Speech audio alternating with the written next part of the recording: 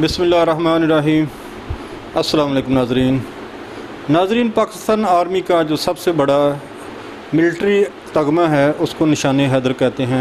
ये तो हम सबको पता है। पाकिस्तान की तारीख़ में 1965, 1971 और कारगिल दौर की जो आखिरी अभी तक हमारी जंग हुई है, इसमें हमारे 10 आर्मी ऑफिसर ने अभी तक निशान हैदर का एजाज़ हासिल किया है। 8 तो पहले हैं 65 और 71 की जंगों के, और 2 हालिया कारगिल जंग। तो उसमें लालक जान, हवलदार लालक जान, जिनका तल्लक NLI से था, और दूसरे कैप्टन कर्नल शेर खां निशान हैदर, जिनका तल्लक 12 सिंध रेजिमेंट से था, उन्होंने हासिल किया है। तो नाज़रीन, आज हमारी खुशकिस्मती है कि हम एक ऐसे शहीद फैमिली के घर पे आए हुए हैं जिनको अल्लाह ने ये एजाज़ बख्शा, शहादत के रुतबे पर फायज़ हुए और निशान हैदर के हक़दार ठहरे। इनका नाम कैप्टन कर्नल शेर खान शहीद निशान हैदर है। तो ये हमारी खुशकिस्मती है कि आज उन्होंने हमें टाइम दिया और शर्फ़ मुलाकात बख्शी, हमारी हौसला अफजाई की। यकीनन हम इतना लंबा सफ़र करके आए थे इनके पास, तो उन्होंने अल्हम्दुलिल्लाह बड़े अच्छे तरीके से बात की, इंटरव्यू दिया, और जो हम आप लोगों के साथ शेयर करना चाहते हैं ताकि आप भी उनकी ज़ियारत कर सकें, उन अजीम फैमिली की जिन्होंने कैप्टन शेर खां जैसे नौजवान को पाला पोसा, बड़ा किया, परवान चढ़ाया और उसकी इस तरीके से तरबियत की कि वो पाकिस्तान के लिए इतनी बड़ी कुर्बानी दे सके, और उनको निशान हैदर का हक़दार ठहराया गया। तो नाज़रीन, थोड़ी सी मुलाकात से पहले थोड़ी सी मैं कैप्टन कर्नल शेर खान साहब के हवाले से उनकी हिस्ट्री आपको बताना चाहता हूँ, ताकि उसके बाद आप ये वीडियो देखें, उनकी फ़ैमिली का इंटरव्यू सुनें, तो आपको मज़ा ज़्यादा दुबाला होगा और आपको पूरी इन्फॉर्मेशन इंशाल्लाह मिल सकेगी। कैप्टन कर्नल शेर खान शहीद निशान हैदर की शहादत का रूह परवर वाक़या ये मई 1999 था। जनूबी एशिया में यह महीना गर्मी से भरपूर होता है, मगर पाकिस्तान और भारत की सरहद पर वाक़या को हिमालय का सिलसिला यकबस्ता सर्दी की लपेट में रहता है। ऐसे में दुनिया के बुलंद तरीन महाज पर जंग की चिंगारी भड़क उठी। ये हरगिज़ कोई मामूली टकराव नहीं था, बल्कि 2 एटमी ताकतों की ज़ोर आज़माई में मसरूफ़ थी। कैप्टन कर्नल शेर खां हर सूरत कारगिल के महाज पर पहुंचना चाहता था। इसने रज़ाकाराना तौर पर अपनी खिदमात पेश कर दी, जो कबूल कर ली गई। वालिद खुर्शीद खां साहब ने रुखसत करते हुए अपने बेटे से बस इतना कहा, जीता रहे मेरे शेर। 17,000 फुट की बुलंदी पर वाक़या इस महाज पर दुश्मन की ज़बरदस्त गोलाबारी हो रही थी। 4 जुलाई 1999 को कैप्टन को टाइगर हिल जाने का हुक्म हुआ। यहाँ पाक फ़ौज ने 3 चौकियाँ कायम कर रखी थी। कैप्टन का रवा ज़ौक़े शहादत से लबरेज़ हो चुका था। कैप्टन ने इलाके में पहुंचकर सूरत हाल का जायज़ा लिया। कैप्टन ने अला सुबह हमले करने का फ़ैसला किया। अभी चौकी पर जाकर कैप्टन बासत से बात शुरू की ही थी कि दुश्मन की 8 सिख रेजिमेंट ने भरपूर हमला कर दिया। पाक फ़ौज के सिपाही पोजीशनें बदल कर भरपूर मुकाबला कर रहे थे। फ़िलहाल असले की बर्तरी हावी हो चुकी थी। मेजर हाशिम ने तोपखाने को अपनी ही पोजीशन पर गोलाबारी करने का हुक्म दिया। जंग में ये हुक्म इसलिए दिया जाता है ताकि दुश्मन की पेशकदमी को रोका जा सके। यहाँ गुमसान की जंग हो रही थी। एक तरफ गोले गिर रहे थे तो सामने दुश्मन पाकिस्तानी फ़ौज के जवानों को एक एक करके शहीद कर रहे थे। कैप्टन भी ज़ख्मी हो चुके थे। ऐसे में एक सिख फ़ौजी की आवाज़ सुनाई दी, जो गालियां देकर कह रहा था, सारे मर गए। कैप्टन ने सर उठाकर देखा, वो सिख फ़ौजी एक हमारे शहीद को पाँव से ठोकरें मार रहा था। कैप्टन ने एक नज़र अपने तरफ में पड़ी पाक फ़ौज के जवानों की लाशों को देखा। एक फ़ौजी की मशीन गन अपने हाथ में ली और ताक कर इस फ़ौजी का निशाना लिया जो लाश की बेहुरमती कर रहा था। कैप्टन की निशानेबाजी वैसे ही कमाल थी। कैप्टन ने कुछ भारतीय सिपाहियों को ढेर किया, बाकी समझे पाक फ़ौज ने पलट कर हमला कर दिया है। वो भाग निकले।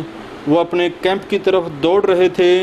इनका पीछा ज़ख्मी शेर की तरह हमारा कैप्टन शेर खान कर रहा था। भारतीय फ़ौज कैंप में दाखिल हुई। कैप्टन भी उनके पीछे कैंप में दाखिल होकर इनको निशाना बनाने लगे। अब भारतीय फ़ौजियों को पता चला कि इन्हें यहाँ तक मार कर लाने वाला सिर्फ़ एक शख्स है जिसकी फ़ैरंग से कई भारतीय फ़ौजी जहन्नम वासिल हो चुके थे। अब भारतीय फ़ौज कैप्टन शेर खां को घेरने की कोशिश कर रही थी। जो सामने आता कैप्टन फायर खोलकर इसे निशाना बनाता। ये असाब शिकन लम्हात थे। अब वो लम्हा भी आ गया जब कैप्टन की मशीन गन की मैगज़ीन खाली हो चुकी थी। इतने में भारतीय फ़ौज का कमांडिंग अफिसर निकल कर बाहर आया। भारतीय फ़ौज के 50 के लगभग सिपाहियों ने कैप्टन के इर्द गिर्द घेरा डालकर गिरफ्तार करना चाहा। कमांडिंग अफिसर ने कैप्टन को हथियार डालने की वार्निंग दी। कैप्टन शेर खां कहाँ हथियार डालने आया था। इसने अपने करीब खड़े CO के सर पर बंदूक का बट मारा। अफिसर ने फायर का हुक्म दिया। दुश्मन फौजियों की बंदूकों के दाने खुल गए। पिघला हुआ शीशा कैप्टन के सीने में उतर रहा था। इस कदर ज़ख्मी हो जाने के बाद भी कैप्टन की कोशिश थी कि किसी तरह CO को एक बार फिर निशाना बनाए। वो दीनों मिल्लत को निशाना बनाने वालों को ऐसा सबक सिखाना चाहता था जो मुद्दतों याद रखा जाए। कुछ और गोलियां कैप्टन के जिस्म से पार हुई तो इसकी पेशकदमी रुक गई। शहादत की मंजिल करीब आ चुकी थी। बेटा, कभी शहादत का वक़्त आए तो दुश्मन के सामने सर और सीना ना झुकने देना। इसके जहन के दरीचों में खान गुलाब की हदायत गूंजी और वो एक झटके से घुटनों के बल बैठ गया और हाथ में थामी मशीन गन का सहारा लिया। या अल्लाह, तेरा शुक्र है, ला इलाहा इल्लल्लाह मुहम्मद रसूलुल्लाह। कैप्टन के जस्दी खाकी ने आखिरी हिचकी ली और इसी तरह बैठे बैठे जान अल्लाह के सपुर्द कर दी। इसका सर मशीन गन के साथ लगा हुआ था। भारतीय फ़ौज के जवान और कमांडिंग अफिसर हैरत की तस्वीर बने खड़े थे। अचानक कुछ सिपाहियों ने आगे बढ़कर कैप्टन की लाश की बेहुरमती करना चाही तो कमांडिंग अफिसर ने जवानों को सख्ती से मना किया कि कोई इस जवान की लाश के करीब ही ना आए। कमांडिंग अफिसर आगे बढ़कर कैप्टन की लाश के आईन सामने आन खड़ा हुआ। वो कैप्टन के चेहरे पर तबस्सुम देखकर सहरज़दा हो गया। बहुत ही जीदार फौजी था। इसकी बहादुरी ने मेरा दिल जीत लिया। इसकी लाश को इज़्ज़त और एहतराम के साथ श्रीनगर पहुंचा दो। वो ट्रांसफ़र के आलम में बोल रहा था। भारतीय कमांडिंग अफिसर ने कप्तान की लाश को इज़्ज़त और एहतराम के साथ आला इंतज़ामिया तक पहुंचाया और साथ अपने अफिसरों से इसकी बहादुरी का एतराफ़ पाकिस्तानी हुकूमत तक पहुंचाने की दरख्वास्त की, जो कबूल कर ली गई। कैप्टन की बहादुरी का एतराफ़ इसके वर्सा तक पहुंचा दिया गया। आपका ये बहादुर अफिसर यकीनन आपकी फ़ौज का कीमती असासा है। इसने सख्त तरीन हालात में जिस जुर्रत, बहादुरी और जवान मर्दी का मुज़ाहरा किया, मैदान जंग में वो हमारे लिए मुतासर कुन नहीं बल्कि काबिल तकलीद है। हमारी फ़ौज कैप्टन को मुद्दतों फरामोश नहीं कर पाएगी। 18 जुलाई की आधी रात गुजर चुकी थी।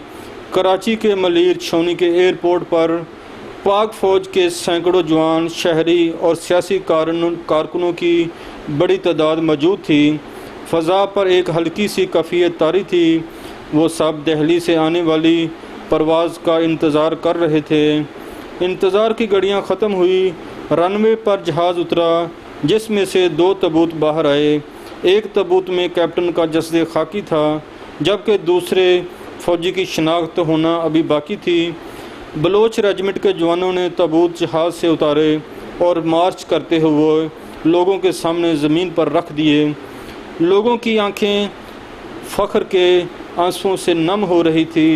क्यों ना होती, ये धरती के बेटे ने बहादुरी और वफा की वो मिसाल कायम कर दी थी, जिसे रहती दुनिया तक याद रखा जाएगा। यहाँ से इसके तबूत को पहले इस्लामाबाद और फिर इसके आबाई इलाके नवा कले सवाबी पहुँचा दिया गया। नवा कले की तारीख का सबसे बड़ा जनाजा था। सवाबी की सरजमीन ने अपने सबूत के इंतज़ार में बाहें फैला रखी थी। ये था कारगिल का शेर। कैप्टन कर्नल शेर खां दादे शुजात देते हुए जामे शहादत नोश करने पर कैप्टन कर्नल शेर खान को निशान हैदर दिया गया। वो जिंदा जवेद हो गए। पाकिस्तान जिंदाबाद, पाक फ़ौज पाइंदाबाद।